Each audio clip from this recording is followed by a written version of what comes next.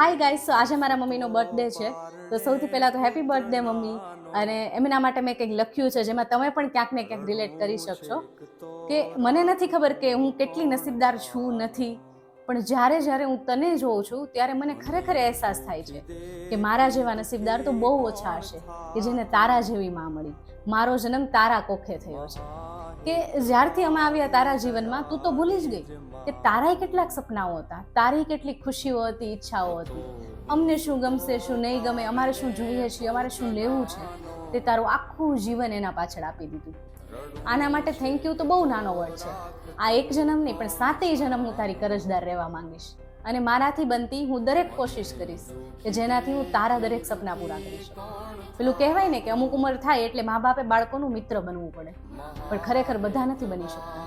પણ તે તો આ રોલ પણ ખૂબ જ સુંદર રીતે નિભાવ્યો કે જ્યારે એક મિત્રની જરૂર હતી ત્યારે મિત્ર બનીને સાંભળ્યું અને સમજ્યું પણ ખરા.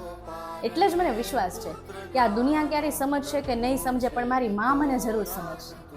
તે એમને શીખવ્યું બધું, એ પછી ઘરનું કામ હોય કે બહારનું, પણ તે ક્યારેય અમારી પાસેથી એક્સપેક્ટેશન નથી રાખી કે તમે છોકરીઓ છો, તમારે ઘરનું કામ કરવું જ જોઈએ, તમારે અહીંયા જવું જોઈએ, અહીંયા ન જવું જોઈએ, આવું પહેરવું જોઈએ, આની સાથે બોલવું જોઈએ, કાંઈ પણ નહીં, એક કોઈ પ્રકારના બંધન નહીં.